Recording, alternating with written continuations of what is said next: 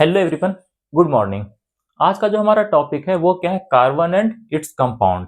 मतलब इस चैप्टर में हम किसके बारे में पढ़ेंगे? कार्बन के बारे में पढ़ेंगे और उनसे बने हुए कंपाउंड के बारे में पढ़ेंगे।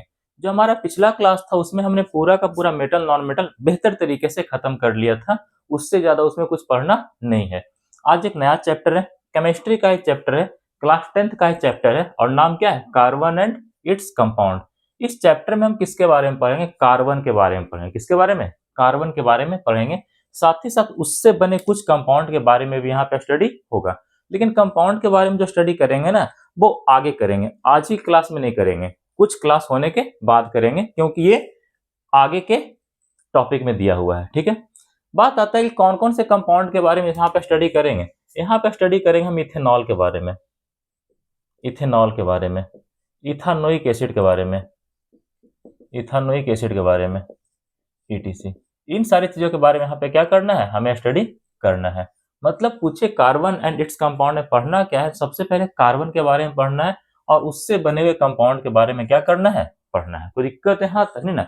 और यार लेसन को शुरुआत करते हैं। आज का क्लास इंट्रोडक्टरी क्लास होने वाला है, थोड़ा सा इंट्रोडक्शन देखेंगे, उसके बाद मेन जो आपका क्लास चलेगा वो कल से चलेगा। कोई दिक्कत है? हाँ तक नहीं। चलो आगे चलते हैं। सबसे पहले बात करते हैं कार्बन है क्या। तो जो हमारा कार्बन है वो एक एलिमेंट है। Carbon is an element. Carbon हमारा क्या है? एक एलिमेंट है। एलिमेंट दो तरह का होता है, या तो मेटल या तो नॉन मेटल। तो कार्बन कैसा एलिमेंट है? एक नॉन मेटल है। And and it is a non metal. ये आपका क्या होता है? एक नॉन मेटल होता है। ठीक है, इसके बाद बात आता है कि कार्बन का एटॉमिक नंबर कितना होता है। ठीक है, the atomic number of carbon, मतलब पीरियोडिक टेबल के अंदर ये किस स्थान पे प्रेजेंट है? छठे स्थान पे प्रेजेंट है। कौन सा स्थान पे? छठे स्थान पे प्रेजेंट है। The atomic number, the atomic number of carbon, carbon is 6। Atomic number कितना है? 6 है। एटॉमिक नंबर कार्बन में कितना है? 6 है। ठीक है, इसका सिंबल क्या होता है? कैपिटल सी होता है। इसका सिंबल क्या होता है? कैपिटल सी होता है। And symbolically, and symbolically it is represented by,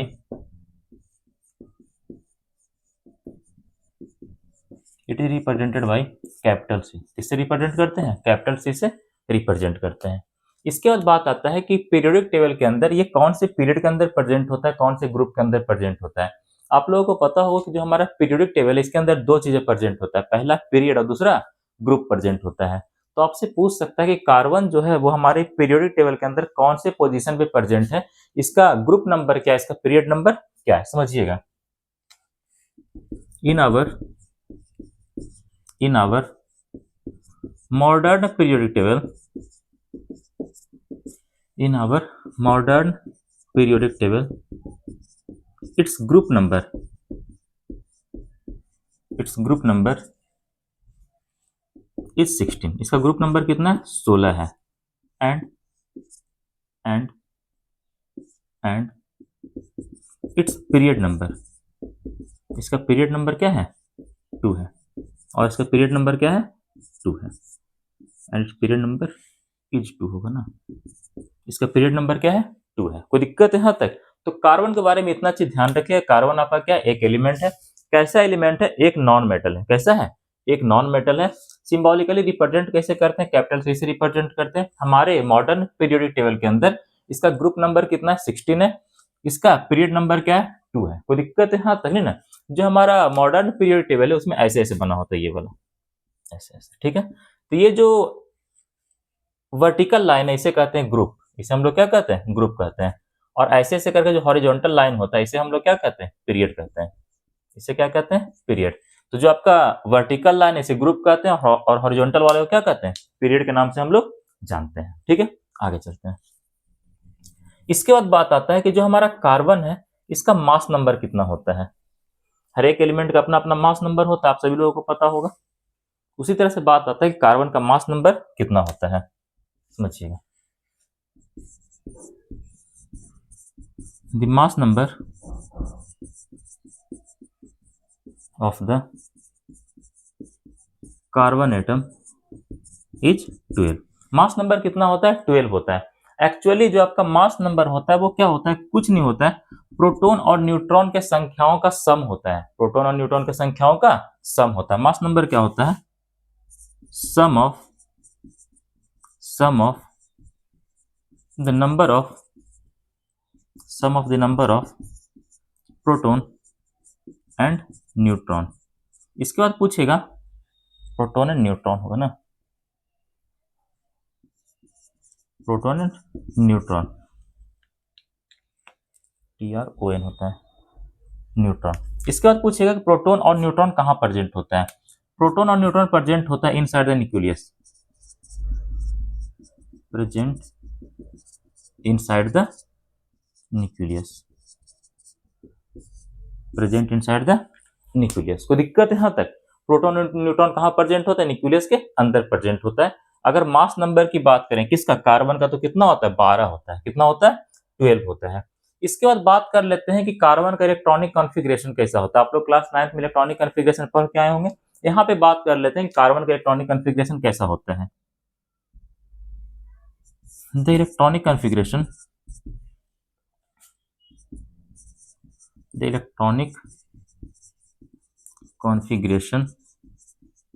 of carbon is, देखो इलेक्ट्रॉनिक कॉन्फ़िगरेशन दो तरह से निकालते हैं। कितने तरीके से? दो तरीके से। जो हमारे इलेक्ट्रॉनिक कॉन्फ़िगरेशन, तो स्टार्ट में उसको इसी लिख रहे हैं, ये दो तरह का होता है। एक तो आप पढ़े होंगे KLM वाला, और दूसरा क्या पढ़े होंगे? SPDF वाला। कोई दिक्कत है यहाँ तक नहीं ना? तो हम दोनों तरह का से इलेक्ट्रॉनिक कॉन्फ़िगरेशन आपको करके दिखा देते हैं। चलो समझना। पहला देखते हैं KLM वाला। ठीक है, देखो क्या होता है। अगर बात कर लेते हैं कार्बन का, किसका बात कर लेते हैं? कार्बन का। तो कार्बन का एटॉमिक नंबर कितना होता है? 6 होता है। कितना होता है? 6 होता है। हम सभी लोगों को पता है कि किसी न्यूट्रल एटम के अंदर जो नंबर ऑफ इलेक्ट्रॉन होता है और जो नंबर ऑफ प्रोटॉन होता है वो आपस में बराबर होता है। और वो किसके बराबर होता है? एटॉमिक नंबर के। किसके बराबर होता है? एटॉमिक नंबर के। हमें क्या पता है? In any neutral atom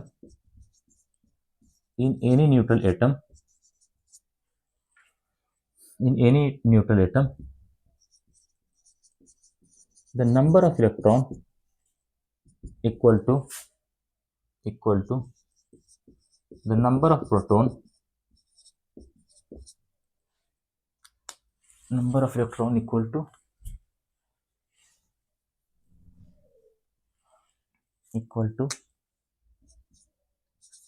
number of proton. और ये बराबर किसका होता है? एटॉमिक नंबर के। ये किसके बराबर होता है? एटॉमिक नंबर के बराबर होता है। ठीक है, अब यहाँ पे एटॉमिक नंबर होता है कितना? 6। कितना होता है? 6 होता है। इसीलिए अगर कार्बन के केस में हम नंबर ऑफ इलेक्ट्रॉन की बात करें तो वो भी कितना होगा? 6 होगा। उसी तरह से अगर हम नंबर ऑफ प्रोटॉन की ही बात करें, तो वो भी कितना होने वाला है? 6 होने वाला है। कोई दिक्कत है यहाँ तक नहीं ना? याद रखिए इलेक्ट्रॉनिक कॉन्फ़िगरेशन में हम अरेंजमेंट किसका करते हैं? केवल और केवल इलेक्ट्रॉन का। किसका अरेंजमेंट करते हैं? केवल और केवल इलेक्ट्रॉन का अरेंजमेंट यहाँ पे हम करते हैं। ठीक है, तो यहाँ पे टोटल नंबर ऑफ इलेक्ट्रॉन कितना है? 6 है। कितना है? 6 है। इसे भरो। इसे क्या करना होता है? भरना होता है। सबसे पहले इलेक्ट्रॉन K सेल में भरा जाता है, फिर L में, उसके बाद M में। सबसे पहले K में, फिर L में, उसके बाद M में। जो आपका K सेल होता है उसमें मैक्सिमम 2 इलेक्ट्रॉन रह सकता है। कितना इलेक्ट्रॉन? 2 इलेक्ट्रॉन। उसी तरह से जो आपका L सेल होता है उसमें मैक्सिमम कितना इलेक्ट्रॉन रह सकता है? 8। कितना? 8। उसी तरह जो आपका M होता है उसमें मैक्सिमम कितना इलेक्ट्रॉन रह सकता है? 18। कितना रह सकता है? 18 रह सकता है। ये सारी चीजें आप लोगों ने पहले पढ़ लिया होगा। अब बात आता है कि भरना कैसे है। तो सबसे पहले इसको मैक्सिमम इलेक्ट्रॉन दे देते हैं। 2 इलेक्ट्रॉन इसके अंदर क्या कर दिया गया? भर दिया गया है। अब हमारे पास कितना इलेक्ट्रॉन और भरना है? तो 2 इलेक्ट्रॉन भरा गया, तो बचा इसके पास कितना? 4 इलेक्ट्रॉन। मतलब इस L में कितना चला जाएगा? 4 इलेक्ट्रॉन। कितना चला जाएगा? 4 इलेक्ट्रॉन चला जाएगा। ये तो पहला तरीका हो गया। ये क्या हो गया? पहला तरीका हो गया। ठीक है, अब देखते हैं दूसरे तरीके की बात कर लेते हैं। ठीक है, यही कार्बन है, ऐसे करके नंबर ऑफ इलेक्ट्रॉन के पास कितना है? 6 है। दूसरा तरीका होता है SPDF के अकॉर्डिंग। किसके अकॉर्डिंग? SPDF के अकॉर्डिंग।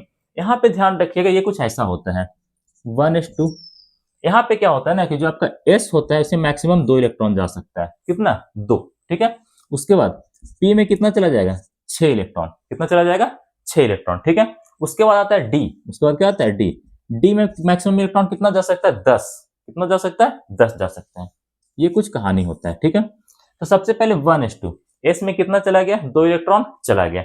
इसके बाद क्या आता है, 2s आता है। इसके बाद क्या आता है, 2s। यहाँ पर भी क्या आ गया, s आ गया, तो यहाँ पर मैक्सिमम इलेक्ट्रॉन कितना जाएगा, 2। कितना, 2। इसके बाद आता है 1s2 2s2 2p आता है। क्या आता है, 2p आता है।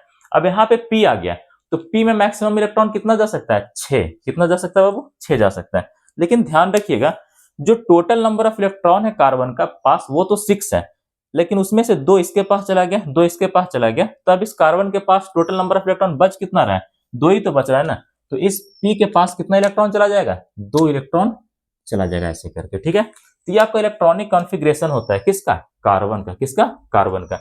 एक बार फिर से पूरा रिवाइज करते हैं, थोड़ा सा मिटाएंगे फिर कुछ समझाना है। हमने चैप्टर क्या स्टार्ट किया, कार्बन एंड इट्स कंपाउंड। मतलब इस चैप्टर के अंदर हम क्या पढ़ेंगे, कार्बन के बारे में पढ़ेंगे और उनसे बने हुए कुछ कंपाउंड के बारे में पढ़ेंगे, उनसे बने हुए कुछ सब्सटेंस के बारे में पढ़ेंगे। कौन कौन सा सब्सटेंस के बारे में पढ़ेंगे, आगे के पार्ट में पढ़ेंगे। इथेनॉल हो गया, इथेनॉइक एसिड हो गया, ईटीसी चीजों के बारे में इसमें पढ़ना है, ठीक है। आगे समझिएगा। सबसे पहले थोड़ा सा इंट्रोडक्शन ले लेते हैं कि कार्बन का इंट्रोडक्शन क्या होता है। बेसिकली आपका इंट्रोडक्शन क्लास ही है, ठीक है। जो आपका मेन क्लास होगा वो कल से होगा, लेकिन इंट्रोडक्शन क्लास किसी भी चैप्टर का काफी इंपॉर्टेंट होता है, ठीक है। आगे समझिएगा। अगर हम बात करते हैं कार्बन का, तो कार्बन आपका क्या है, एक एलिमेंट है। कि कैसा एलिमेंट है, एक नॉन मेटल है। एलिमेंट दो तरह का होता है ना मुख्यतः, मेटल और नॉन मेटल। तो कार्बन क्या है, आपका नॉन मेटल है, ठीक है। जो एटॉमिक नंबर है कार्बन का वो कितना होता है, 6 होता है। सिंबल के फॉर्म में इसे कैसे रिप्रेजेंट करते हैं, कैपिटल सी से। किससे रिप्रेजेंट करते हैं, कैपिटल सी से। हमारे मॉडर्न पीरियोडिक टेबल के अंदर अगर पूछेगा कार्बन का ग्रुप नंबर, तो ग्रुप 16 से बिलोंग करता है। किससे, ग्रुप 16 से।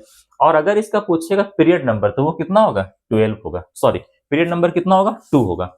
अगर हम बात कर लेते हैं कार्बन के मास नंबर का, तो कार्बन का मास नंबर कितना होता है, 12 होता है, 12 होता है, ठीक है। 12 होता है, कितना होता है, 12 होता है। बात आता है कि सर मास नंबर होता है क्या, कुछ नहीं। जो आपका न्यूक्लियस होता है ना, न्यूक्लियस के अंदर दो चीजें प्रेजेंट होता है, प्रोटॉन और न्यूट्रॉन। प्रोटॉन का संख्या और न्यूट्रॉन का संख्या आपस में जोड़ दीजिए, जितना आएगा वही क्या हो जाता है, मास नंबर। क्या हो जाता है, मास नंबर। वही लिखे हैं, sum of number of proton and neutron, जो कि कहां प्रेजेंट है, इनसाइड द न्यूक्लियस। उसी को हम लोग क्या कहते हैं, मास नंबर कहते हैं। इसके बाद हम क्या देखने जा रहे थे, इलेक्ट्रॉनिक कॉन्फ़िगरेशन देखना चाह रहे थे। किसके, कार्बन की इलेक्ट्रॉनिक कॉन्फ़िगरेशन यहाँ पे हम देखना चाह रहे थे। तो जो इलेक्ट्रॉनिक कॉन्फ़िगरेशन होता है ना, वो दो तरीके से किया जाता है। एक तो होता है KLM वाला, इस तरह से करते हैं। दूसरा होता है SPDF वाला, ठीक है। हम दोनों तरीके से आपको करके दिखा रहे हैं, ठीक है। यहाँ पे बात कर लेते हैं सबसे पहला तरीका, मतलब इसमें हम यूज करेंगे KLM का यूज करेंगे। याद रखिएगा, जो आपका कार्बन होता है उसमें नंबर ऑफ इलेक्ट्रॉन कितना होता है, 6 होता है। कैसे पता चला है, देखो यहाँ पर जो आपका कार्बन, इसके ऊपर किसी तरह कोई चार्ज नहीं है, मतलब बेचारा न्यूट्रल है। किसी भी न्यूट्रल एटम के अंदर जो नंबर ऑफ इलेक्ट्रॉन होता है वो बराबर होता है किसके, नंबर ऑफ प्रोटॉन के। और ये दोनों किसके बराबर होता है, एटॉमिक नंबर के। मतलब अगर कार्बन न्यूट्रल है और उसका एटॉमिक नंबर कितना है, 6 है, तो इसके अंदर नंबर ऑफ इलेक्ट्रॉन भी कितना होगा, 6 होगा। नंबर ऑफ प्रोटॉन भी कितना होगा, 6 होगा, ठीक है। इसके बाद हमने आपको ये बताया कि जो आपका के सेल होता है, जो आपका के सेल होता है, इसमें मैक्सिमम कितना इलेक्ट्रॉन जा सकता है, 2 इलेक्ट्रॉन। एल में कितना जा सकता है, 8 इलेक्ट्रॉन। एम में कितना जा सकता है, 18 इलेक्ट्रॉन। तो सबसे पहले के में हमने इलेक्ट्रॉन भरा, के में मैक्सिमम कितना जा सकता था, 2 इलेक्ट्रॉन। 2 इलेक्ट्रॉन इसमें हमने भर दिया। इसके बाद बात आता है एल का। जब 2 इलेक्ट्रॉन यहाँ पे भरा गया, तो कार्बन के पास अब टोटल नंबर ऑफ इलेक्ट्रॉन बचा कितना, 4। कितना, 4। और एल में मैक्सिमम जा कितना सकता है, 8। मतलब पूरा का पूरा 4 यही रख लेगा, ठीक है। उसके बाद बात कर लेते हैं किसका, SPDF वाला का, ठीक है। यहाँ पर भी कार्बन का जो एटॉमिक नंबर है वो 6 है, मतलब इसके पास भी नंबर ऑफ इलेक्ट्रॉन कितना है, 6 है। तो भरना शुरू करते हैं। सबसे पहले 1s आता है। s में मैक्सिमम कितना इलेक्ट्रॉन जाता है, 2 इलेक्ट्रॉन हमने ऊपर भर दिया। उसके बाद क्या आता है, 2s। फिर से s आ गया, तो s में मैक्सिमम कितना इलेक्ट्रॉन जाएगा, 2 इलेक्ट्रॉन जाएगा। हमने फिर से यहाँ पे भर दिया। ये दोनों में भरने के बाद टोटल का टोटल 4 इलेक्ट्रॉन हमने फिल कर लिया है। अब हमारे पास कितना इलेक्ट्रॉन बचा है, केवल और केवल 2 इलेक्ट्रॉन। कितना इलेक्ट्रॉन, केवल और केवल 2 इलेक्ट्रॉन बचा हुआ है, ठीक है। इसके बाद आता है 2p। क्या आता है बाबू, 2p आता है। अब सोचिए, अगर 4 इलेक्ट्रॉन यहीं पे फिलअप हो गया है, तो अब इसके पास इलेक्ट्रॉन की संख्या बच कितना रहा है, 2 इलेक्ट्रॉन। कितना इलेक्ट्रॉन, 2 इलेक्ट्रॉन बच रहा है। तो इस p के पास कितना इलेक्ट्रॉन चला जाएगा, 2 इलेक्ट्रॉन चला जाएगा। कोई दिक्कत है, हाँ तक नहीं ना। इतना इंफॉर्मेशन हमेशा अपने पास रखना है। अभी थोड़ा सा मिटाते हैं, कुछ और भी समझाते हैं। इसे इरेज करते हैं, इधर वाला पार्ट।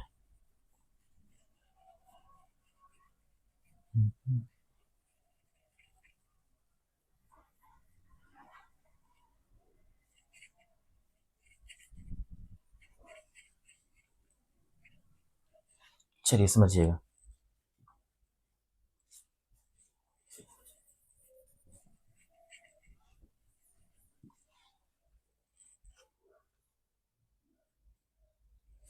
चलिए समझिएगा। इसके बाद एक टर्म आता है वैलेंस सेल। क्या आता है? Valence shell.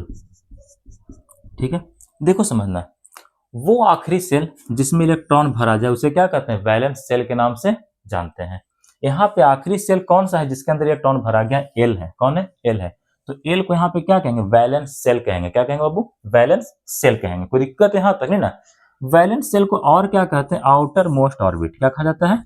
Outer most orbit कहा जाता है। ठीक है, यहाँ पे वैलेंस सेल के अंदर जो नंबर ऑफ इलेक्ट्रॉन प्रेजेंट होता है उसे वैलेंस इलेक्ट्रॉन कहते हैं। क्या कहते हैं? वैलेंस इलेक्ट्रॉन कहते हैं। ठीक है, सबसे पहले बात करते हैं वैलेंस सेल क्या होता है। The outer most orbit of any atom in which electron is present called valence shell. उसे हम लोग क्या कहते हैं? वैलेंस सेल के नाम से जानते हैं। जो सबसे बाहर वाला कक्षा है, जो सबसे बाहर वाला ऑर्बिट है जिसमें एक इलेक्ट्रॉन प्रेजेंट है, उसी ऑर्बिट को हम क्या कहते हैं? वैलेंस सेल कहते हैं, फिर आउटर मोस्ट ऑर्बिट के नाम से जानते हैं। कोई दिक्कत है? हाँ तभी ना, आगे चलते हैं। मतलब कार्बन के केस में आउटर मोस्ट सेल या आउटर मोस्ट ऑर्बिट कौन सा है? एल है। क्या है बाबू? एल है। याद रखिएगा, वैलेंस सेल में जो नंबर ऑफ इलेक्ट्रॉन होता है उसे हम लोग क्या कहते हैं? Valence electron. क्या कहते हैं? वैलेंस इलेक्ट्रॉन कहते हैं। the total number of electron the total number of electron which is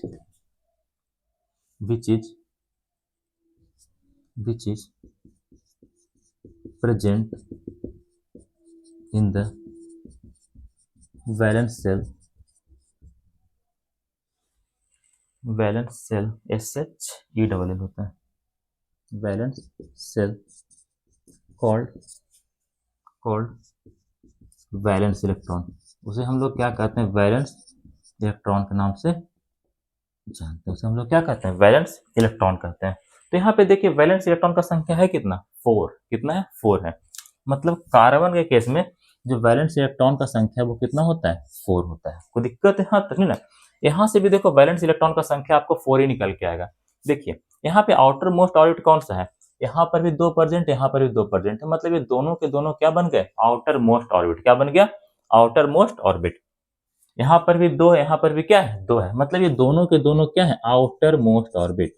ये दोनों के दोनों क्या है? आउटर मोस्ट ऑर्बिट है। अगर ये दोनों के दोनों आउटर मोस्ट ऑर्बिट है, कौन सा ऑर्बिट है? आउटर मोस्ट ऑर्बिट है, तो इसके अंदर जो भी इलेक्ट्रॉन प्रेजेंट होगा उसे हम लोग क्या कहेंगे? Valence electron. क्या कहेंगे? Valence electron. मतलब यहाँ पर भी अगर बात कर लेते हैं वैलेंस इलेक्ट्रॉन का, तो उसका संख्या कितना होगा? 4। उसका संख्या कितना होगा? 4। यहाँ तक नोट करो, थोड़ा सा देखते हैं अच्छा से रिकॉर्डिंग हो रहा है कि नहीं हो रहा है।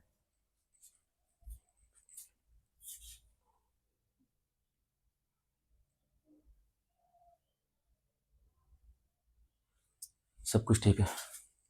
कोई दिक्कत है? यहाँ तक नहीं, आगे समझना। वैलेंस इलेक्ट्रॉन की मदद से हम क्या कैलकुलेट करते हैं? वैलेंसी। क्या कैलकुलेट किया जाता है? वैलेंसी। याद रखिएगा, ऊपर मिटाते हैं, थोड़ा सा ऊपर मिटाते हैं ये सब।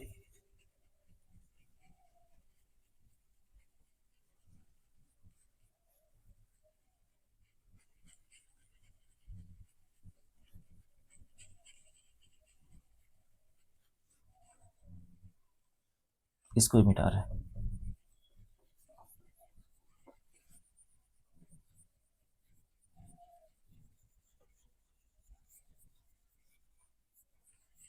चलिए समझिएगा, समझिएगा, समझिएगा। फील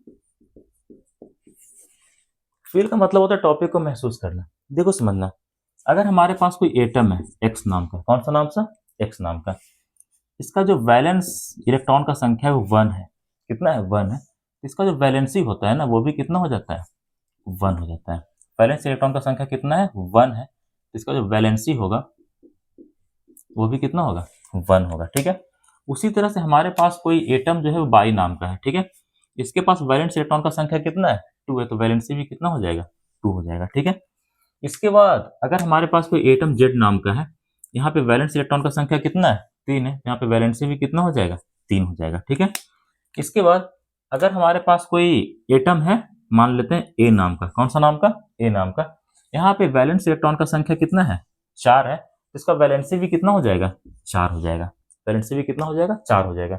उसी तरह से हमारे पास कोई एटम बी नाम का है, यहाँ पे वैलेंस इलेक्ट्रॉन का संख्या कितना है, 5, कितना है, 5, तो यहाँ पे वैलेंसी निकालने के लिए क्या करते हैं, 8 - 5 करते हैं, मतलब इसका वैलेंसी कितना होगा, 3 होगा, ठीक है।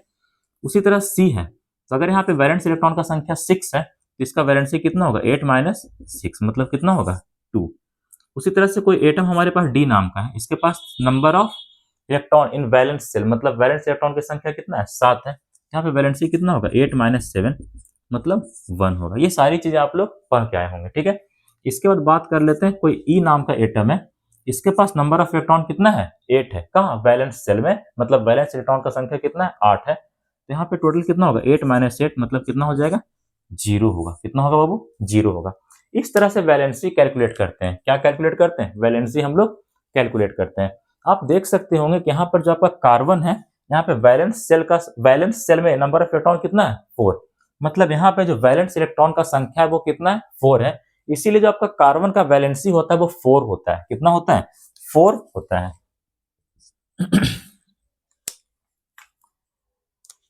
वैलेंसी ऑफ कार्बन,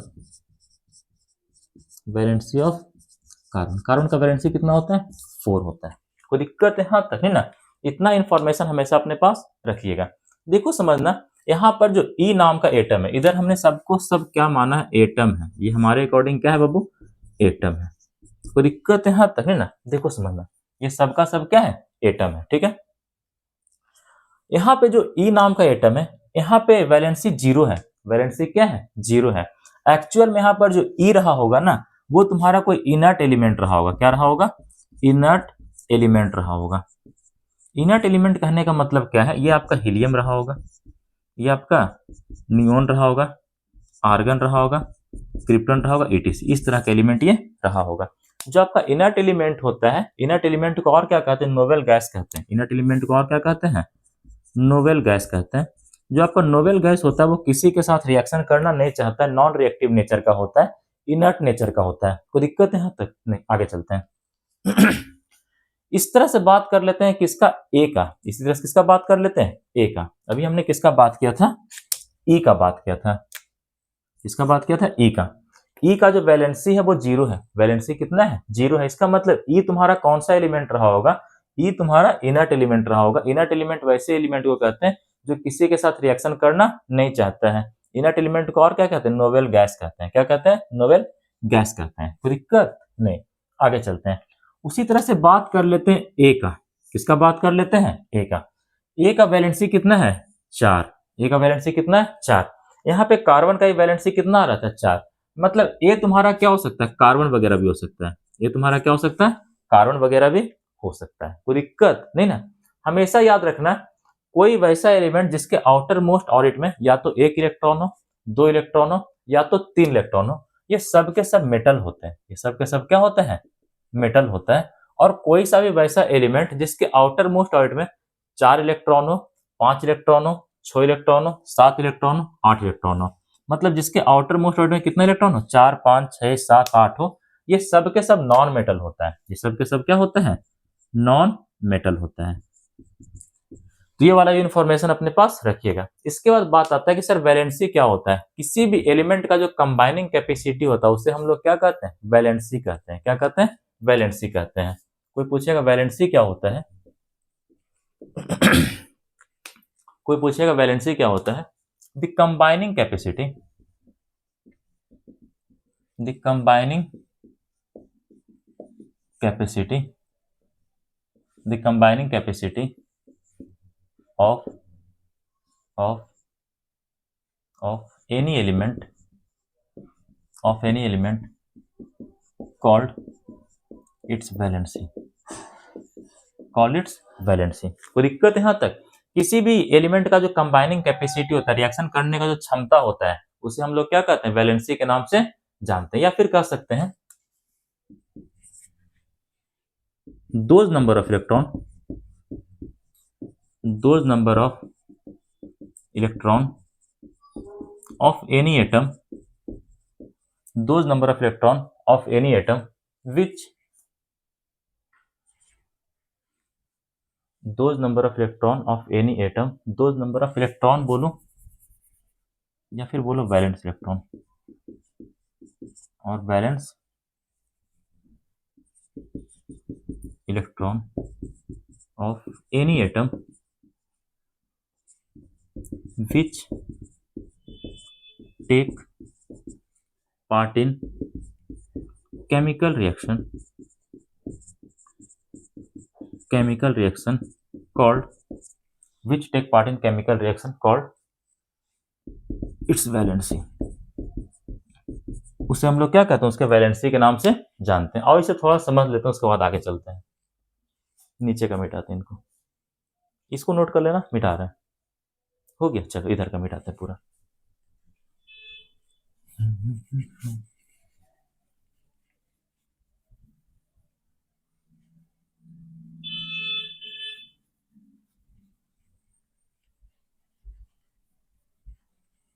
चलिए पुराना एग्जांपल लेते हैं NaCl का। किसका एग्जांपल लेते हैं, NaCl का। चलिए समझिएगा, एग्जांपल लेते हैं। अगर बात कर लेते हैं Na का, Na का एटॉमिक नंबर कितना होता है, 11 होता है। मतलब इसके पास नंबर ऑफ इलेक्ट्रॉन कितना होगा, 11 होगा। इसका करो इलेक्ट्रॉनिक कॉन्फ़िगरेशन KLM, 2 इलेक्ट्रॉन इसमें जाएगा, 8 इलेक्ट्रॉन इसमें जाएगा। इसमें कितना इलेक्ट्रॉन, 1 इलेक्ट्रॉन। मतलब यहाँ पे अगर बात कर लें वैलेंस इलेक्ट्रॉन का संख्या, तो वैलेंस इलेक्ट्रॉन का संख्या कितना है, 1 है। कितना है, 1 है। इलेक्ट्रॉनिक कॉन्फ़िगरेशन सोडियम वगैरह का आपको मेटल नॉन मेटल में भी करवाया गया था, ठीक है। इसके बाद बात कर लेते हैं क्लोरीन का। इसके बाद हम किसका बात कर लेते हैं, क्लोरीन का बात कर लेते हैं, ठीक है। चलो क्लोरीन का बात कर लेते हैं। क्लोरीन का एटॉमिक नंबर 17 होता है। मतलब इसके पास नंबर ऑफ इलेक्ट्रॉन कितना होगा, 17 होगा। तो कैसे भरेगा, इसमें 2 इलेक्ट्रॉन मैक्सिमम रह सकता है, इसमें 8 इलेक्ट्रॉन मैक्सिमम रह सकता है, और एम में मैक्सिमम नंबर ऑफ इलेक्ट्रॉन कितना रह सकता है, 18 रह सकता है। कितना, 18। 10 तो यहाँ तक फिलअप हो ही गया है। इसमें कितना जाएगा, 7 इलेक्ट्रॉन। कितना इलेक्ट्रॉन, 7 इलेक्ट्रॉन जाएगा। मतलब ये 7 इसका क्या हो गया, वैलेंस इलेक्ट्रॉन का संख्या। ये 7 इसका क्या हो गया, वैलेंस इलेक्ट्रॉन का संख्या। ये 7 इसका क्या हो गया, वैलेंस इलेक्ट्रॉन का संख्या हो गया। कोई दिक्कत यहाँ तक नहीं ना। अब देखो समझना रिएक्शन होता है कैसे। ये जो तुम्हारा सोडियम है, सोडियम का कौन सा इलेक्ट्रॉन रिएक्शन में पार्टिसिपेट करेगा, वैलेंस इलेक्ट्रॉन। कौन सा इलेक्ट्रॉन, वैलेंस इलेक्ट्रॉन।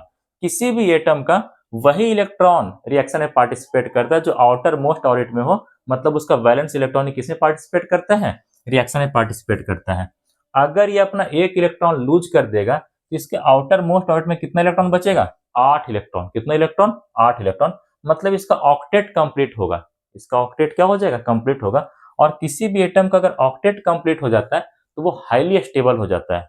वो क्या हो जाता है, हाईली स्टेबल हो जाता है। तो ये बेचारा क्या करता है, 1 इलेक्ट्रॉन लूज कर देता है। 1 इलेक्ट्रॉन लूज करके क्या बना लेता है, Na+। अगर कहीं पे इलेक्ट्रॉन लूज होगा तो पॉजिटिव चार्ज आएगा। जितना इलेक्ट्रॉन लूज करेगा उतना पॉजिटिव चार्ज आता चला जाएगा, ठीक है। उसी तरह से ये तुम्हारा Cl है। ये तुम्हारा क्या है, Cl है, ठीक है। देखो Cl क्या कर सकता है, इसके पास 1 रुपया था, आराम से लूज किया और अपना ऑक्टेट क्या कर लिया, कंप्लीट कर लिया। लेकिन Cl के पास 2 चांस है। Cl क्या कर सकता है, या तो 1 इलेक्ट्रॉन ले ले, या तो अपना सातों का सातों इलेक्ट्रॉन लूज कर दे। उसी तरह सोडियम के पास भी 2 चांस था, या तो ये अपना 1 इलेक्ट्रॉन लूज कर देता और अपना ऑक्टेट कंप्लीट कर देता, ये पहला चांस। दूसरा, ये कहीं से 7 इलेक्ट्रॉन ले लेता तो भी इसका ऑक्टेट क्या हो जाता है, कंप्लीट हो जाता है। लेकिन सोडियम के लिए आसान क्या होता है, 1 इलेक्ट्रॉन को लूज कर देना। क्या कर देना, लूज कर देना। उसी तरह से बात कर लेते हैं क्लोरीन का। देखो जो तुम्हारा क्लोरीन, ये भी बहुत खतरनाक है। क्लोरीन भी अपना ऑक्टेट 2 तरीके से कंप्लीट कर सकता है, या तो सातों के सातों इलेक्ट्रॉन लूज कर दे तो भी ऑक्टेट कंप्लीट होगा, या कहीं से 1 इलेक्ट्रॉन ले ले तो भी इसका ऑक्टेट क्या हो जाएगा, कंप्लीट हो जाएगा। लेकिन आसान क्या होगा इसके पास, 1 इलेक्ट्रॉन को लेना या फिर 7 इलेक्ट्रॉन को खो देना। 1 इलेक्ट्रॉन को ले लेना। ये क्या करता है, 1 इलेक्ट्रॉन गेन कर लेता है। 1 इलेक्ट्रॉन गेन कर लेता है, कोई दिक्कत है यहाँ तक। और क्या बना लेता है, Cl-। अगर कहीं भी केमिस्ट्री के अंदर इलेक्ट्रॉन गेन होगा तो उसके ऊपर नेगेटिव चार्ज आता है। जितना नंबर ऑफ इलेक्ट्रॉन गेन होगा उतना नेगेटिव चार्ज उसके ऊपर आता चला जाएगा, ठीक है। अब यहाँ पे देख सकते हो कहीं ना कहीं सोडियम ने जो अपना एक इलेक्ट्रॉन लूज किया, वही एक इलेक्ट्रॉन कौन गेन कर लिया? क्लोरीन। कौन गेन कर लिया? क्लोरीन। कोई दिक्कत है यहाँ तक नहीं ना? आगे समझिएगा। यहाँ पर क्या होता है, सोडियम और क्लोरीन के केस में क्या हो गया? कंप्लीट ट्रांसफर ऑफ इलेक्ट्रॉन हुआ। क्या हुआ? कंप्लीट ट्रांसफर ऑफ इलेक्ट्रॉन हुआ। कंप्लीट ट्रांसफर ऑफ इलेक्ट्रॉन हुआ मतलब जो आपका सोडियम था वो पूर्ण रूप से कंप्लीटली अपना एक इलेक्ट्रॉन लूज किया, और जो आपका क्लोरीन है वो कंप्लीटली एक इलेक्ट्रॉन क्या कर लिया है? गेन कर लिया है। ठीक है, फाइनली सोडियम के ऊपर पॉजिटिव चार्ज आ गया, क्लोरीन के ऊपर नेगेटिव चार्ज। कौन सा चार्ज? नेगेटिव चार्ज आ गया। कोई दिक्कत नहीं ना? और फाइनली यहाँ पे Na प्लस था, इधर आपका Cl माइनस था, इन दोनों के बीच फोर्स ऑफ अट्रैक्शन लगा। पॉजिटिव और नेगेटिव चार्ज के बीच क्या लगता है? फोर्स ऑफ अट्रैक्शन लगता है, और इसके कारण किसका फॉर्मेशन हो गया? इलेक्ट्रोवैलेंट बॉन्ड का। इसका कारण किसका फॉर्मेशन हो गया? इलेक्ट्रोवैलेंट बॉन्ड का यहाँ पे फॉर्मेशन हो गया। इलेक्ट्रोवैलेंट बॉन्ड को और क्या कहते हैं? आयोनिक बॉन्ड कहते हैं। वैसा बॉन्ड जो आयन्स के बीच बनता है उसे हम लोग क्या कहते हैं? आयोनिक बॉन्ड के नाम से जानते हैं। यहाँ पे किसका फॉर्मेशन हो गया? सोडियम आयन का फॉर्मेशन हुआ। यहाँ पे किसका फॉर्मेशन हो गया? क्लोराइड आयन का फॉर्मेशन हो गया। ठीक है, याद रखिएगा, दो अपोजिट चार्ज के बीच जो फोर्स ऑफ अट्रैक्शन लगता है उसे हम लोग क्या कहते हैं? Electrostatic force of attraction. उसे हम लोग क्या कहते हैं? Electrostatic force of attraction. उसे हम लोग क्या कहते हैं बाबू? इलेक्ट्रोस्टैटिक फोर्स ऑफ अट्रैक्शन के नाम से जानते हैं। कोई दिक्कत है यहाँ तक नहीं ना? ये तो तुम्हारा सोडियम का कहानी था, ये तो तुम्हारा क्लोरीन का कहानी था। जरा कहानी में बात आता है किसका? कार्बन का। किसका? कार्बन का। ठीक है, सोचो यार, कार्बन का स्थिति कितना खराब है। आउटर मोस्ट ऑर्बिट में 4 इलेक्ट्रॉन है। कितना इलेक्ट्रॉन? 4 इलेक्ट्रॉन। इधर का इरेज करते हैं, इसको इधर का इरेज करते हैं। उससे पहले थोड़ा सा और समझाते हैं वैलेंसी को ना। चलो थोड़ा सा और समझाते हैं।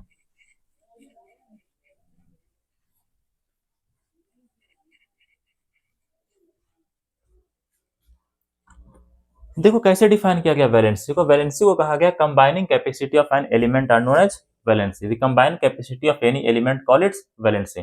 किसी भी एलिमेंट का जो कंबाइनिंग कैपेसिटी होता है भाई उसका क्या कहलाता है? वैलेंसी कहलाता है। चलो कोई बात नहीं। अब बताओ, जो तुम्हारा सोडियम है उसका कितना इलेक्ट्रॉन रिएक्शन में पार्टिसिपेट किया? एक ही इलेक्ट्रॉन तो पार्टिसिपेट किया ना, मतलब इसका कंबाइनिंग कैपेसिटी कितना है? 1 है। इसीलिए अगर पूछेगा सोडियम का वैलेंसी, आपसे क्या पूछेगा? सोडियम का वैलेंसी। सोडियम का वैलेंसी तो वो कितना होता है? 1 होता है। ठीक है, उसी तरह से बात करते हैं क्लोरीन का। किसका बात करते हैं?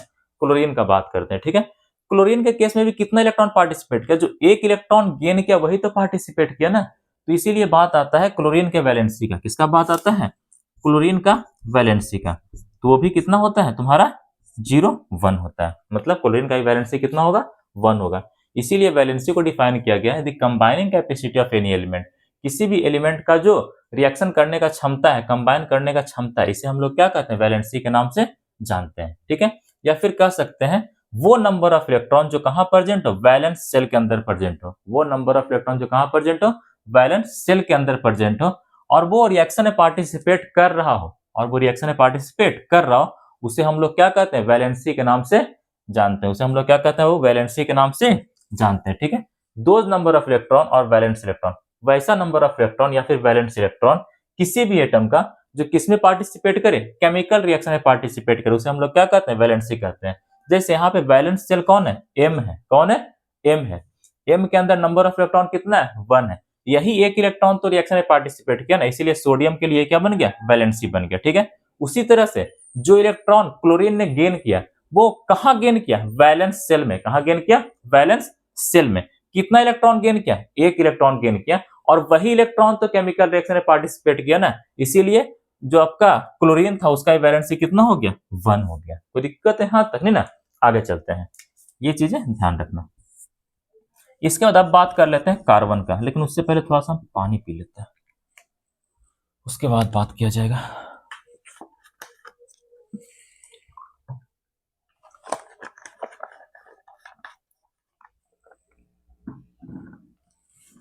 चलिए, इसके बाद बात कर लेते हैं किसका? थोड़ा सा बात कर लेते हैं हम लोग कार्बन का। कार्बन के केस में जो वैलेंस इलेक्ट्रॉन का संख्या है वैलेंस इलेक्ट्रॉन का संख्या वो कितना है? 4। कार्बन के केस में वैलेंस इलेक्ट्रॉन का संख्या कितना है? 4 है। आगे चलना, इसके पास वैलेंस इलेक्ट्रॉन का संख्या 4 है, ये भी चाहता है अपना ऑक्टेट कंप्लीट करना। क्या कंप्लीट करना चाहिए? ऑक्टेट कंप्लीट करना चाहता है। इसे अपने ऑक्टेट कंप्लीट करने के लिए दो काम करना पड़ेगा, या तो कहीं से 4 इलेक्ट्रॉन गेन कर ले, या तो अपना चारों इलेक्ट्रॉन क्या कर दे? लूज कर दे। ठीक है, या तो अपना 4 इलेक्ट्रॉन गेन करें, या तो अपना 4 इलेक्ट्रॉन लूज करें। To complete its own octet carbon, to complete its own octet carbon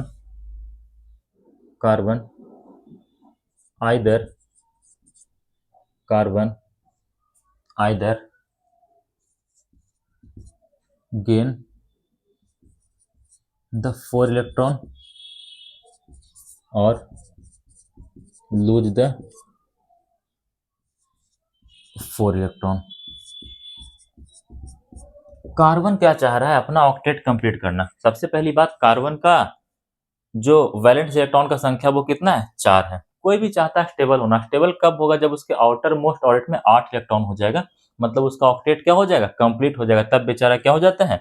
stable हो जाता है। ठीक है, कार्बन अपना ऑक्टेट कंप्लीट दो तरीके से कर सकता है, या तो 4 इलेक्ट्रॉन किसी से ले ले, 4 इलेक्ट्रॉन गेन करके, या तो 4 इलेक्ट्रॉन लूज करके। लेकिन ये दोनों के दोनों काम कार्बन के लिए बहुत असंभव सा हो जाता है, बड़ा इम्पॉसिबल होता है, बड़ा डिफिकल्ट होता है। इसी कारण से कार्बन के केस में कभी भी कंप्लीट ट्रांसफर ऑफ इलेक्ट्रॉन नहीं होता है। और अगर कंप्लीट ट्रांसफर ऑफ इलेक्ट्रॉन नहीं होगा तो कार्बन आमतौर पे इलेक्ट्रोवैलेंट बॉन्ड का या फिर आयनिक बॉन्ड का फॉर्मेशन करने वाला नहीं है। कार्बन अपना ऑक्टेट कंप्लीट करता है कैसे? By sharing of electron, electron को शेयर करके। और जहां पर भी इलेक्ट्रॉन का शेयरिंग होता है वहां पे कौन सा बॉन्ड का फॉर्मेशन होता है? कोवैलेंट बॉन्ड का। किसका? कोवैलेंट बॉन्ड का। किसका फॉर्मेशन होता है? कोवैलेंट बॉन्ड का फॉर्मेशन होता है। ठीक है, इधर का मिटाते हैं।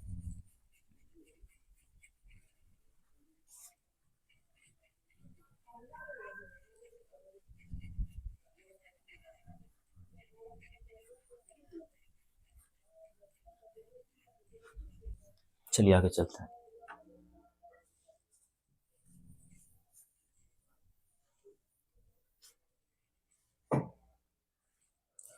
कार्बन अपना ऑक्टेट कंप्लीट करना चाहता है। कैसे ऑक्टेट कंप्लीट करेगा? या तो 4 इलेक्ट्रॉन लेकर के, या तो 4 इलेक्ट्रॉन लूज करके। लेकिन ये दोनों टास्क इसके लिए क्या होता है? वेरी वेरी डिफिकल्ट होता है। But both loss of 4 electron and gain of 4 electron, but both loss of 4 electron and gain of 4 electron, but both loss of 4 electron and gain of 4 electron for completion the octet of carbon, for both loss of 4 electron and gain of 4 electron for completion the octet of carbon is very very difficult। कैसा होता है? Very very difficult होता है।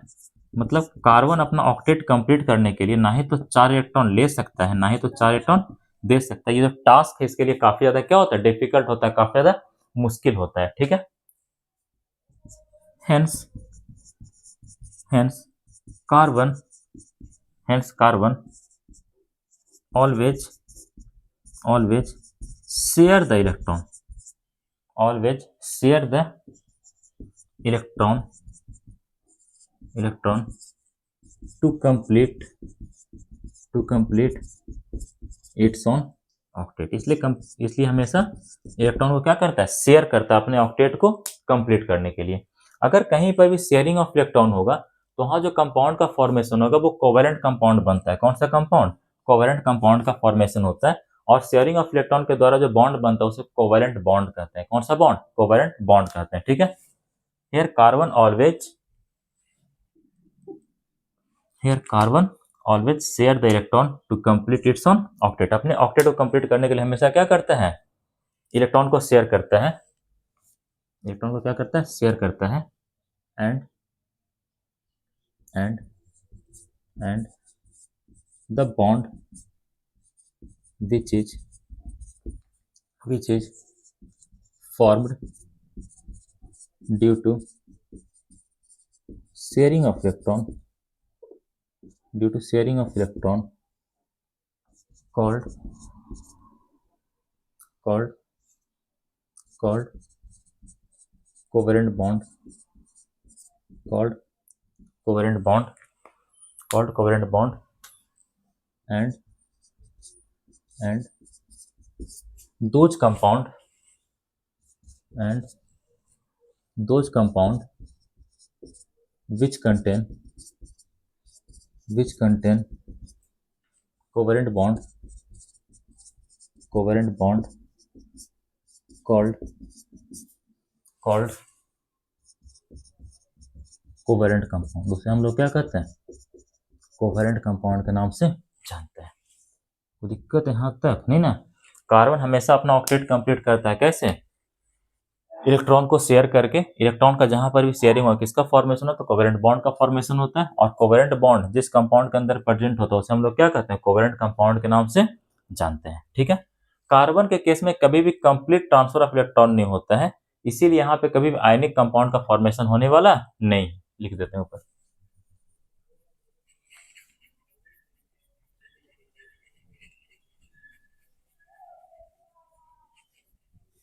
देखिए यहाँ पे हमने क्या लिखा है, जो आपका कार्बन है वो अपने ऑक्टेट को कंप्लीट करने के लिए ना ही तो 4 इलेक्ट्रॉन पूरा तरह से गेन कर सकता है, ना ही तो 4 इलेक्ट्रॉन पूरा तरह से लूज कर सकता है। इसका मतलब क्या है, इसका मतलब क्या है कि जो आपका कार्बन है उसके केस में कभी भी कंप्लीट ट्रांसफर ऑफ इलेक्ट्रॉन नहीं होता है। कोई दिक्कत यहां तक नहीं ना। और जब तक कंप्लीट ट्रांसफर ऑफ इलेक्ट्रॉन होगा नहीं तब तक आयनिक कंपाउंड का फॉर्मेशन होने वाला नहीं है, तब तक इलेक्ट्रोवैलेंट कंपाउंड का फॉर्मेशन होने वाला नहीं है। But both loss of 4 electron, लेकिन जो आपका कार्बन के केस में 4 इलेक्ट्रॉन को पूरा पूरा लॉस करने की बात है, या फिर जो 4 इलेक्ट्रॉन गेन करने की बात है, किसके लिए, अपने ऑक्टेट को कंप्लीट करने के लिए काफी ज्यादा क्या होता है, डिफिकल्ट होता है। इसका मतलब क्या है, that means that means that means that means complete transfer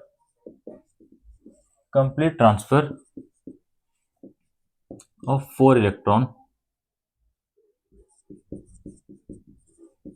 4 electron 4 electron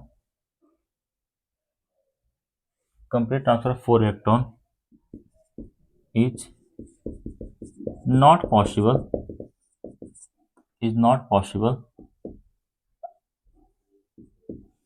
possible in case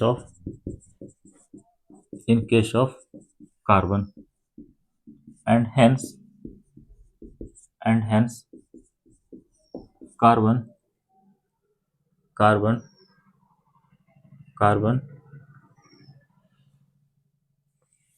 have no tendency to form ionic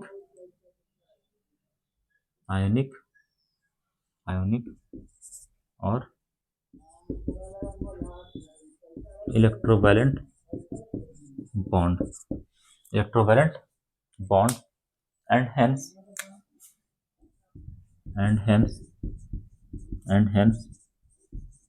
carbon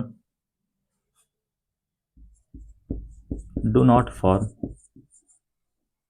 form ionic or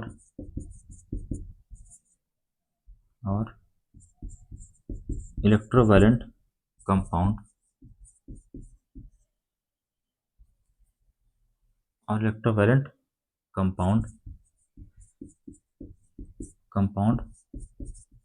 normally.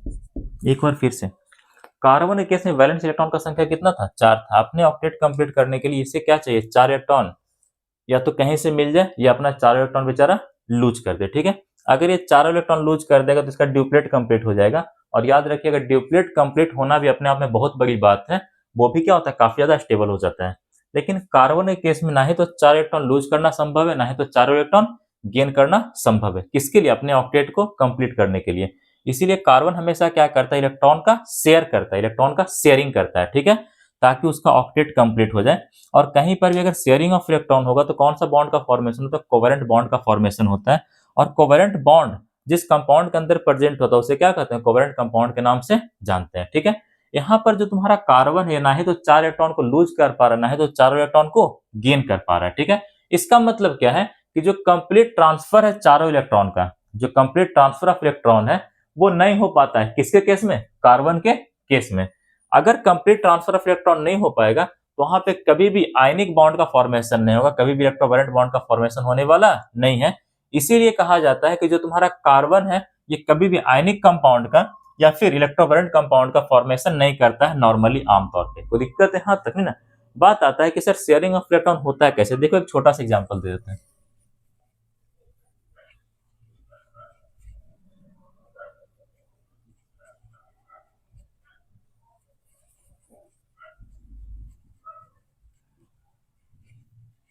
पिछले लेसन में भी दिए थे, वही एग्जांपल दे देते हैं।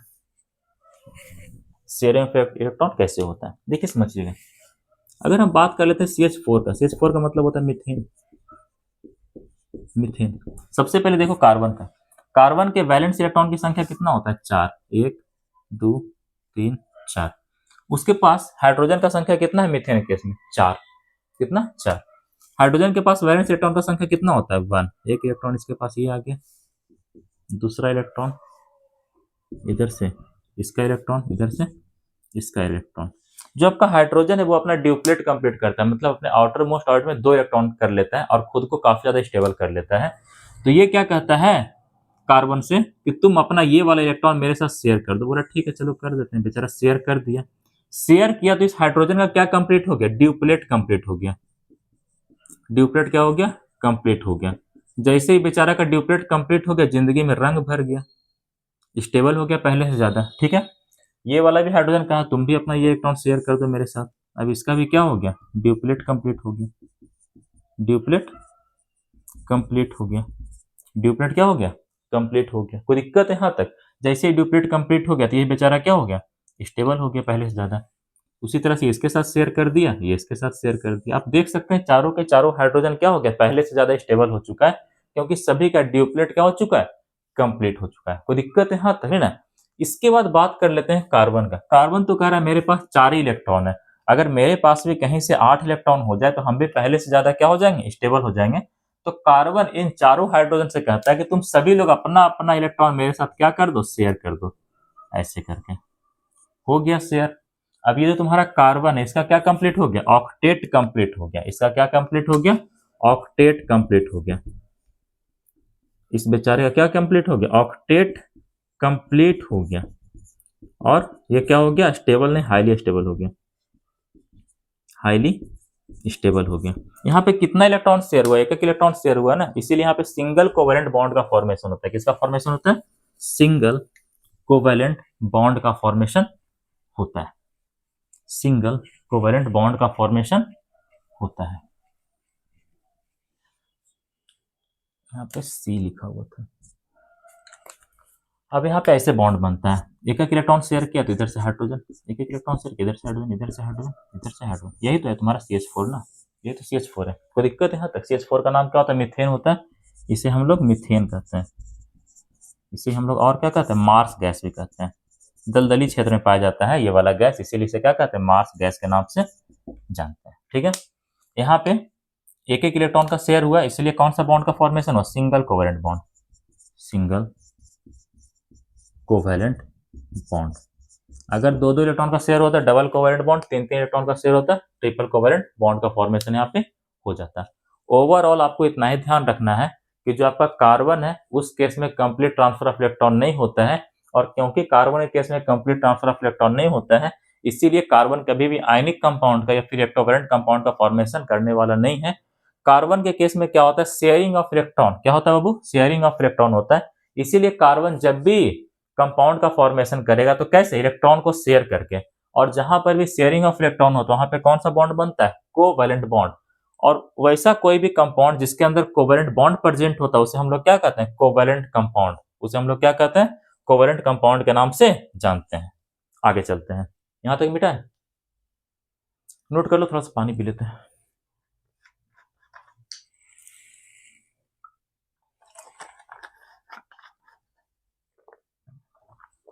चलिए आगे चलते हैं, पूरा मिटाते हैं।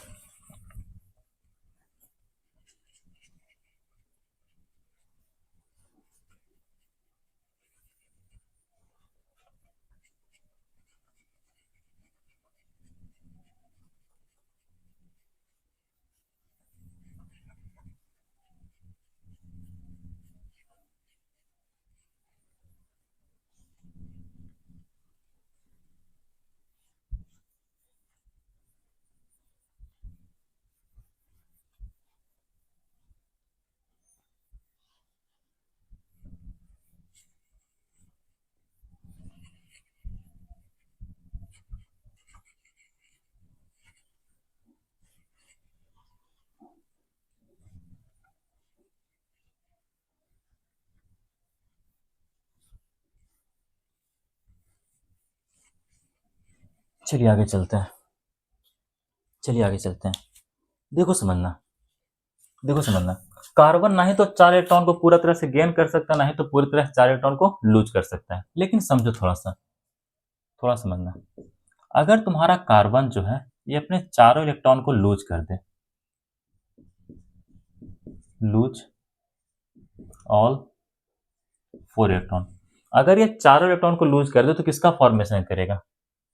सी के पावर कितना चला जाएगा? -4, मतलब सी पर कितना चार्ज आएगा? -4 चार्ज आएगा, -4 का चार्ज आएगा। ठीक है, उसी तरह से अगर ये तुम्हारा कार्बन है, इसके पास 4 इलेक्ट्रॉन था, अगर ये क्या कर लेता है, गेन कर लेता है 4 इलेक्ट्रॉन, गेन 4 इलेक्ट्रॉन।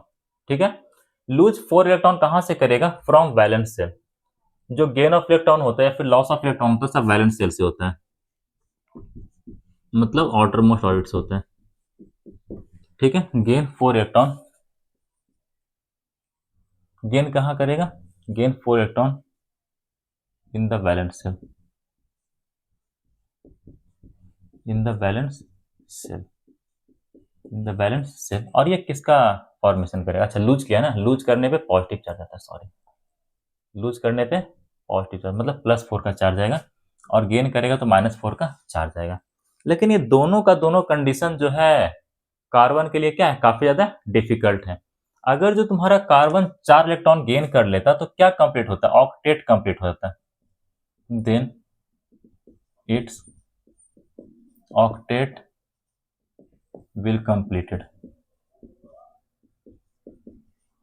तब इसका ऑक्टेट क्या हो जाता है बाबू? कंप्लीट हो जाता है। ठीक है, ऑक्टेट कंप्लीट हो जाता है, ये बेचारा क्या हो जाता है? स्टेबल हो जाता है। ऑक्टेट कंप्लीट होने के बाद इसके जीवन में रंग भर जाता है, और ये क्या हो जाता है तुम्हारा? स्टेबल हो जाता है, स्टेबल हो जाता है। ठीक है, उसी तरह से अगर ये अपना चारों इलेक्ट्रॉन लूज कर देता है तब क्या होता है? Then its duplet, duplet will completed. तब इसका क्या कंप्लीट होगा? ड्यूप्लेट कंप्लीट होगा, मतलब आउटर मोस्ट ऑर्बिट में 2 इलेक्ट्रॉन होगा। ड्यूप्लेट कंप्लीट होने का मतलब क्या है? आउटर मोस्ट में 2 इलेक्ट्रॉन का आ जाना। ऐसा भी होता है तो क्या हो जाता है? स्टेबल हो जाता है। क्या हो जाता है? स्टेबल हो जाता है। बात आता है ऑक्टेट कंप्लीट होने पर स्टेबल क्यों हो रहा है? क्योंकि ऑक्टेट कंप्लीट होने पे इसका जो कॉन्फ़िगरेशन है वो किसकी तरह हो रहा है? इनर्ट एलिमेंट की तरह। किसकी तरह? इनर्ट एलिमेंट की तरह। After after octet completion its electronic configuration, its electronic configuration become just like an inert element। जैसे बात कर लेते हैं नियॉन वगैरह का, जैसे ही बेचारा 4 इलेक्ट्रॉन गेन करेगा, कौन? तुम्हारा कार्बन, तब इसका ऑक्टेट कंप्लीट होगा।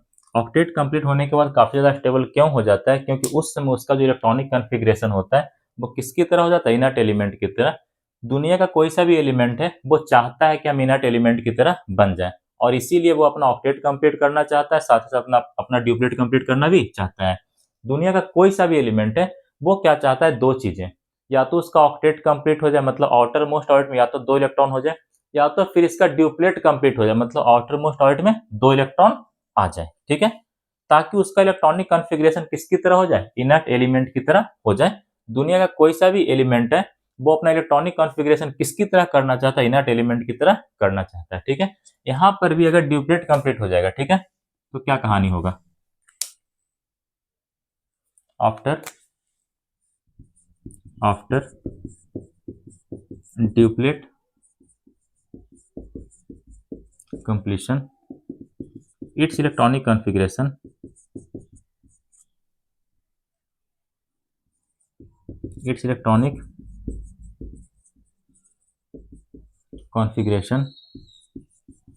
become just like an inert element. जैसे बात कर लेते हैं हीलियम, हीलियम का हमेशा ड्यूप्लेट कंप्लीट होता है और काफी ज्यादा स्टेबल हो जाता है, कोई दिक्कत है यहाँ तक नहीं ना। लेकिन बात आता है कि जो तुम्हारा कार्बन ये 4 इलेक्ट्रॉन को लूज भी नहीं करता, 4 इलेक्ट्रॉन को गेन भी नहीं करता। आखिर ऐसा क्यों? यहाँ तक नोट करिए, फिर बताते हैं आखिर ऐसा क्यों। तब तक हम थोड़ा सा कैमरा देख लेते हैं।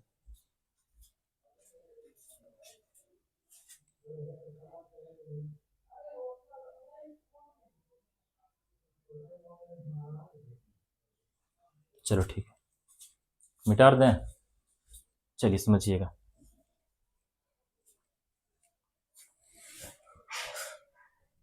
इसको मिटाते हैं।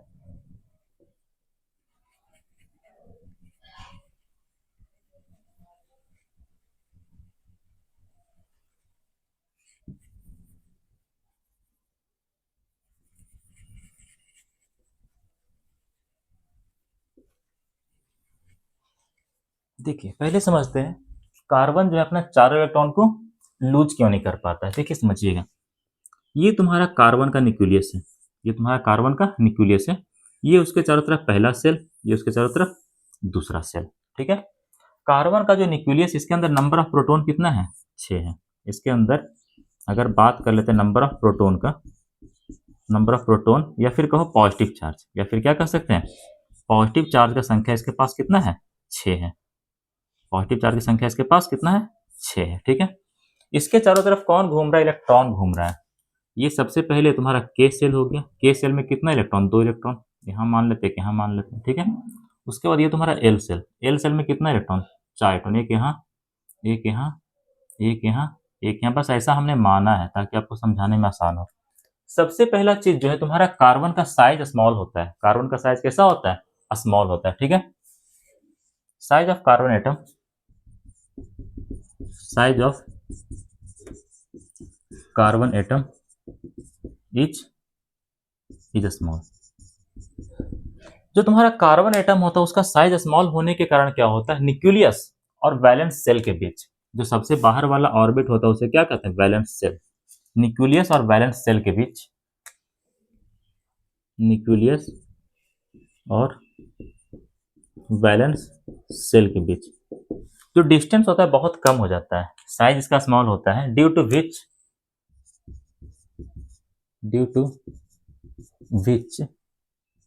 the distance between nucleus and outermost shell become very small। जो डिस्टेंस होता है न्यूक्लियस और आउटर मोस्ट शेल के बीच का, वो कैसा होता है? बहुत बहुत कम हो जाता है। कम होने के कारण क्या होता है? ये सभी के सभी आपके इलेक्ट्रॉन्स हैं। ये सब के सब क्या है? इलेक्ट्रॉन है। इलेक्ट्रॉन के ऊपर चार्ज कैसा होता है? Negative charge. कैसा चार्ज? पॉजिटिव। सॉरी, इलेक्ट्रॉन के पास कैसा चार्ज? Negative charge. न्यूक्लियस के पास कैसा चार्ज है? Positive charge. साथ ही साथ न्यूक्लियस और आउटर मोस्ट ऑर्बिट में जो भी इलेक्ट्रॉन है उसके बीच का डिस्टेंस बहुत ही कम है। कैसा है? बहुत ही कम है। इस कारण से ये जो न्यूक्लियस का पुल होता है किनके ऊपर? इलेक्ट्रॉन के ऊपर बहुत स्ट्रांग पुल होता है। ये जो न्यूक्लियस का पुल होता है किसके ऊपर? इलेक्ट्रॉन के ऊपर। वो कैसा होता है? बहुत ही स्ट्रांग होता है। न्यूक्लियस का पुल जो होता है कैसा होता है? बहुत ही स्ट्रांग होता है। इसको भी कहीं से ले आए, चलो इसे कर लेते हैं। जो न्यूक्लियस का पुल होता है कैसा होता है? बहुत ही स्ट्रांग होता है। इसको रहने देते, गंदा लग रहा है यहाँ पे। ऐसा, ठीक है। स्मॉल साइज होने के कारण क्या होता है? जो न्यूक्लियस का पुल होता है किसके ऊपर? इलेक्ट्रॉन के ऊपर। वो कैसा होता है? बहुत ही स्ट्रांग होता है। ठीक है, due to which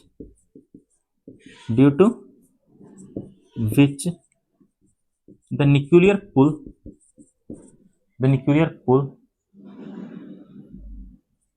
on the electron or valence electron is valence electron in carbon atom is very very strong, is very very strong। जो यहाँ पे पुल होता है किसका? न्यूक्लियस है किसके ऊपर? वैलेंस सेल के इलेक्ट्रॉन के बीच या फिर इलेक्ट्रॉन के ऊपर, वो बहुत ज्यादा स्ट्रांग होता है। आप ऐसा भी कह सकते हैं कि यहाँ पे जो न्यूक्लियस है और जो इलेक्ट्रॉन है बहुत स्ट्रांगली बॉन्डेड होता है। कैसा होता है? स्ट्रांगली बॉन्डेड होता है। और we can say that here here here nucleus or here nucleus and electrons are strongly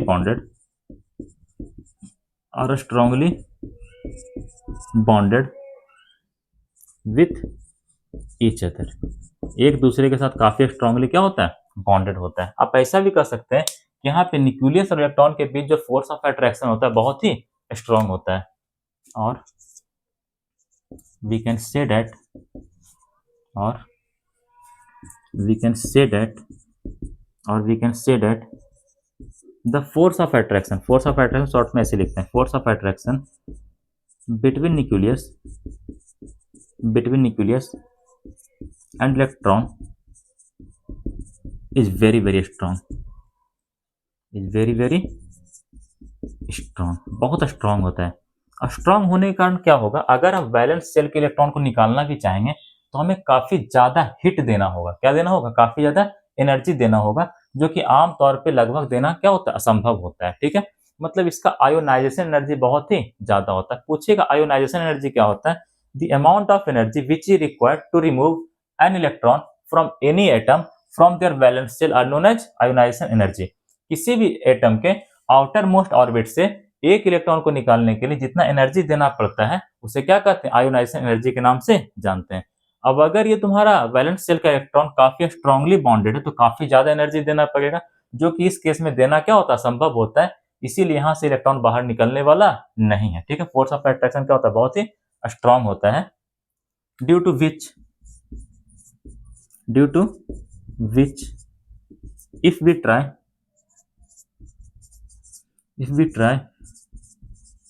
to remove the electron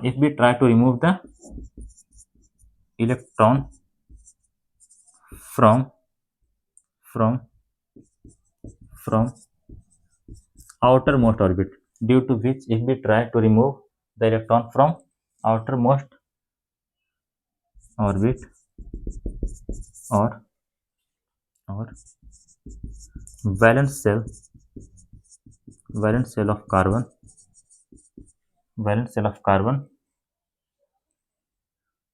due to which if we try to remove valence shell of carbon,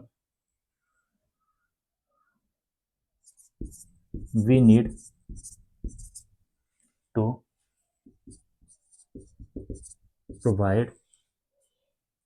to provide them a huge amount of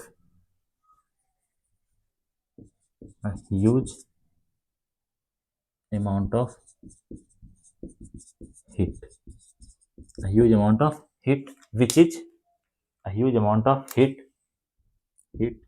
which is generally impossible। हम लोग simple कर सकते हैं कि यहाँ पर जो आपका आयोनाइजेशन एनर्जी होता है काफी ज्यादा होता है। वी कैन से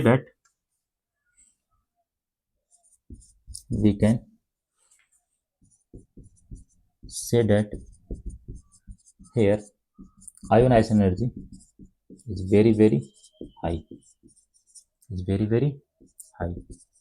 एक बार फिर से, फोर्स ऑफ अट्रैक्शन ज्यादा होने के कारण क्या होता है, due to which if we try to remove the electron from outermost orbit और वैलेंस शेल, जिसके कारण अगर हम आउटर मोस्ट ऑर्बिट से या फिर वैलेंस शेल से इलेक्ट्रॉन को हटाना चाहते हैं तो हमें देना होगा ह्यूज अमाउंट ऑफ हिट, काफी ज्यादा अमाउंट में हिट देना होगा, जो कि लगभग क्या है, इम्पॉसिबल है। हम सिंपल कर सकते हैं कि यहाँ पर जो आयोनाइजेशन एनर्जी है, आई डॉट ई का मतलब क्या होता है, आयोनाइजेशन एनर्जी, वो कैसा होता है, बहुत ही ज्यादा होता है। कैसा होता है, बहुत ही ज्यादा होता है। कोई पूछे आयोनाइजेशन एनर्जी क्या होता है, यहाँ पे लिख देते हैं आयोनाइजेशन एनर्जी क्या होता है, IONISAT ionisation energy, the minimum amount of hit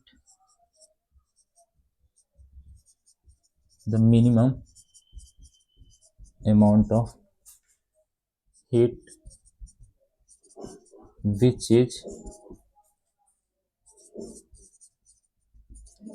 required for an atom to remove to remove an electron from their outermost orbit. The minimum amount of heat which is required for an atom to remove an electron from their outermost orbit called ionization energy.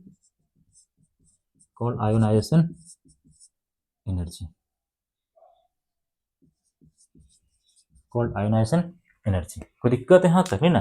तो इस कारण से ये अपना 4 electron को loose नहीं कर पाता है। ठीक है, सिंपल कर सकते हैं, due to very high ionisation energy carbon do not lose its own 4 electron. कहाँ लिखें, इसको मिटाते हैं।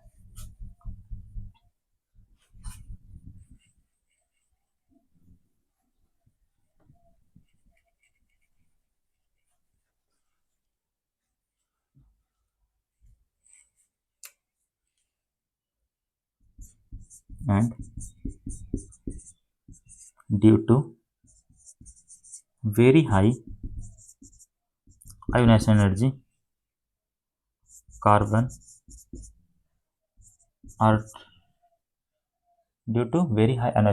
carbon do not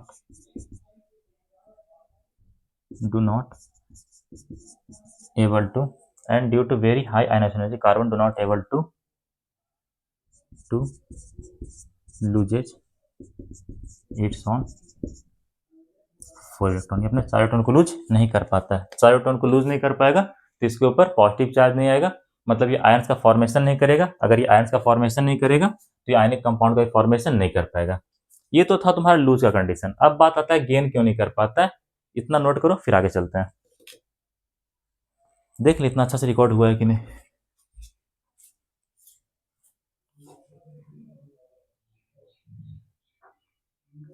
क्लियर है।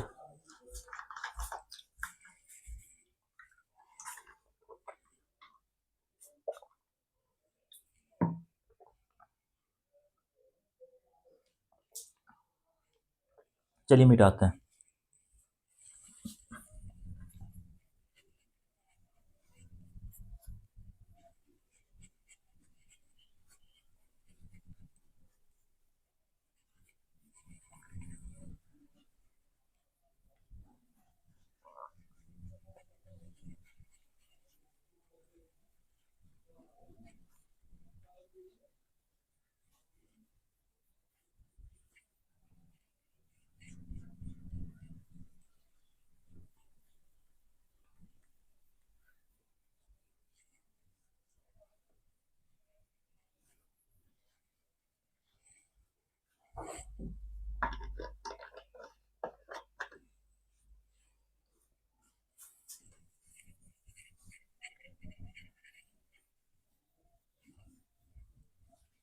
चलिए समझिएगा।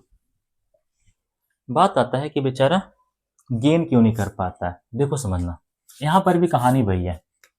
फिगर बनाते हैं, सबसे पहले फिगर बनाते हैं। ये तुम्हारा कार्बन का न्यूक्लियस है, ये उसका के सेल, ये उसका एल सेल, ये उसका के सेल, उसका एल सेल। के सेल में नंबर ऑफ इलेक्ट्रॉन कितना, 2 इलेक्ट्रॉन। इसके पास कितना, 1 इलेक्ट्रॉन, 2 इलेक्ट्रॉन, 3 इलेक्ट्रॉन, 4 इलेक्ट्रॉन। ठीक है, ये तुम्हारा के सेल था, ये उसका एल सेल था। ठीक है, ये क्या है, न्यूक्लियस कंटेनिंग 6 इलेक्ट्रॉन। न्यूक्लियस कितना इलेक्ट्रॉन कंटेन कर, सॉरी कंटेनिंग 6 प्रोटॉन होगा। Containing 6 proton. कितना प्रोटॉन कंटेन कर रहा है बाबू, 6 प्रोटॉन कंटेन कर रहा है। कोई दिक्कत है यहाँ तक, है ना? मतलब इसके पास क्या है, 6 पॉजिटिव चार्ज है। They have 6 positive charge. इसके पास कितना पॉजिटिव चार्ज है, 6 पॉजिटिव चार्ज है। अब देखो यहाँ पे दिक्कत क्या होता है।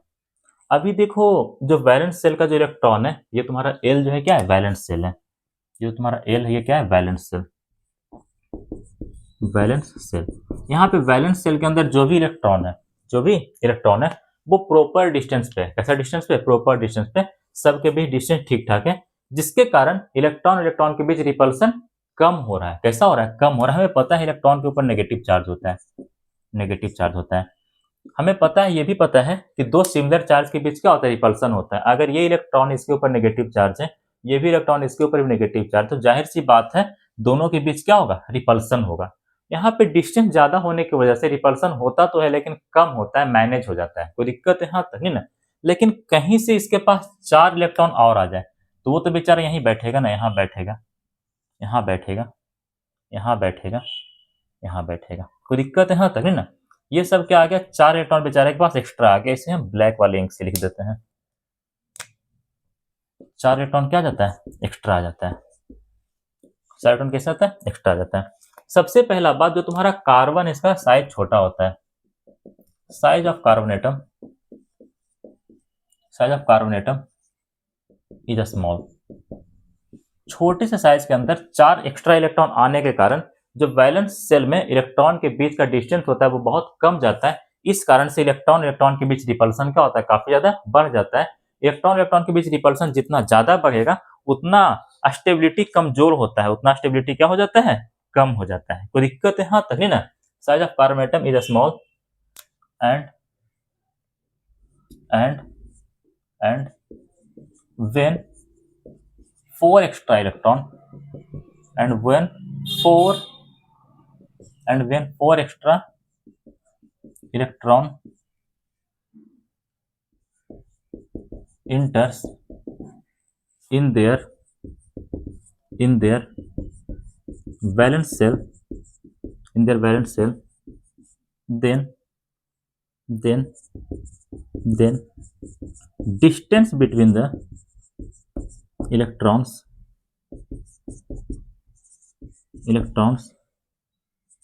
will decreases। डिस्टेंस क्या होता है? घट जाता है। Distance between the electron will decreases. Distance क्या होता है? घट जाता है। Due to which repulsion between the electrons is increases too much। बहुत ज्यादा रिपल्सन क्या होगा? बढ़ेगा। रिपल्सन बढ़ने से क्या होता है? Due to increasement in repulsion,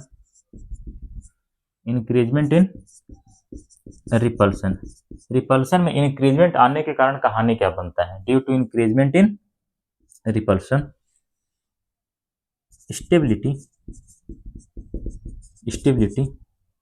of the atom is decreases. घट जा रहा है। जैसे ही बेचारा 4 इलेक्ट्रॉन गेन करेगा, इसका स्टेबिलिटी पहले से भी क्या होगा? कम हो जाएगा। इसी कारण से 4 इलेक्ट्रॉन को गेन भी नहीं करता। साथ ही साथ ये जो तुम्हारा 6 प्रोटॉन प्रेजेंट है न्यूक्लियस के अंदर, इसके पास भी क्षमता नहीं है कि 10 इलेक्ट्रॉन को होल्ड करके रखे। इसके पास भी क्षमता नहीं है कि 10 इलेक्ट्रॉन को होल्ड करके रखे। कोई एक इंसान है, अकेला है, वो अकेला कितने इंसान से लड़ सकता है? 2 इंसान, 4 इंसान से। अगर आगे से 20 आदमी आ जाए तो क्या बेचारा लड़ पाएगा? नहीं लड़ पाएगा। उसी तरह से पहले इसके पास 6 प्रोटॉन था, बाहर 6 इलेक्ट्रॉन था, सबसे लड़ रहा था, आसानी से उसको बैलेंस कर रहा था। स्टार्टिंग में इसके पास 6 पॉजिटिव चार्ज थे न्यूक्लियस के अंदर, 6 प्रोटॉन थे और 6 इलेक्ट्रॉन भी थे। ठीक है, इसी कारण से ये आसानी से सबको बैलेंस कर रहा था, सबको मैनेज कर रहा था। ठीक है, लेकिन जैसे ही यहाँ पे 10 इलेक्ट्रॉन हो जाएगा, कितना इलेक्ट्रॉन? 10 इलेक्ट्रॉन हो जाएगा, तो जो पॉजिटिव चार्ज प्रेजेंट है न्यूक्लियस के अंदर, जो प्रोटॉन प्रेजेंट है न्यूक्लियस के अंदर, जिसका संख्या 6 है, ये भी अब इसको मैनेज नहीं कर पाएगा, ये भी अब इसको बैलेंस नहीं कर पाएगा। कोई दिक्कत है यहाँ तक नहीं ना? मतलब ये भी उसको होल्ड नहीं कर पाएगा। और क्या है? when 4 electron comes in the outermost orbit, then total number of electrons become 10। कितना हो जाता है? 10 इलेक्ट्रॉन हो जाता है। And 10 and the 6 positive charge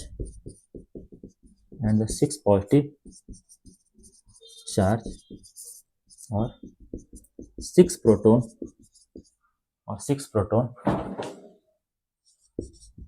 which is present in the nucleus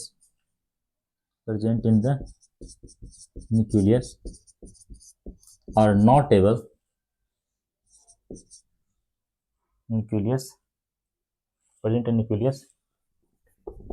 have not tendency लिखना have not